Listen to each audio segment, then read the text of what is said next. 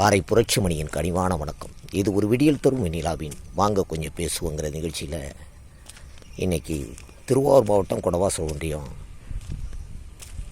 வடவேரில் இருக்கிற வளப்பாத்தை தாங்க நம்ம பார்த்துக்கிட்டு இருக்கோம்.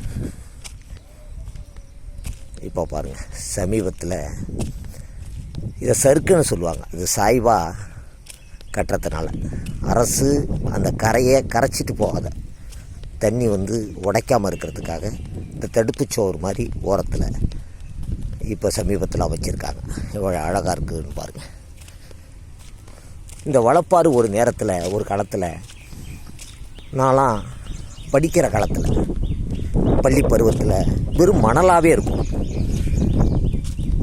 சின்ன புல் கூட இருக்காது, அவ்வளவு மணல் நடந்தே போக முடியாது. சிக்கி கால் தடுமாறும், சிக்கும், அந்த அளவுக்கு இருக்கும். ஆனால் இப்போ இல்லைங்க, அதெல்லாம் மணலெல்லாம் மறைஞ்சி போச்சு.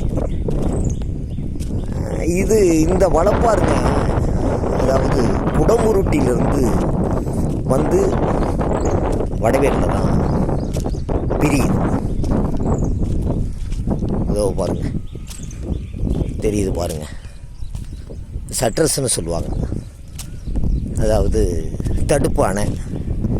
இந்த இடத்துல தான் நீங்கள் பார்த்துக்கிட்டது வளப்பாறு. அதுக்கு அடுத்தது வலது பக்கம் இது இடது பக்கம், வலது பக்கம் தான் புத்தாறு பிரியுது.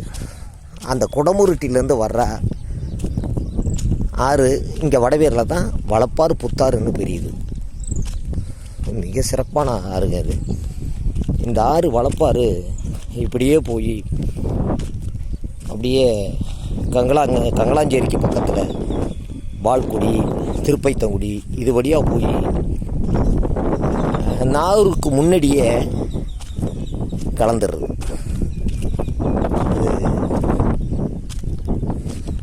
நாகூருக்கு முன்னாடியே ஒரு இடத்துல ஆற்றுல கலந்து அப்புறம் கடலுக்கு போயிடுது. மிக சிறப்பான ஆடு.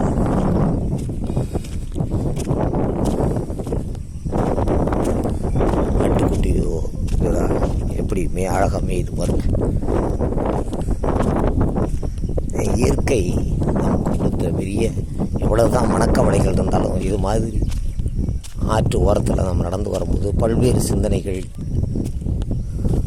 அதாவது பாரத்தை குறைக்கக்கூடிய, மனச்சுமையை குறைக்கக்கூடிய சூழ்நிலையெல்லாம் இது போல் கிராம சூழ்நிலையில் இயற்கையை பார்க்கும்போது நிச்சயமாக மனிதனுக்கு நிச்சயமாக கிடைக்கும்.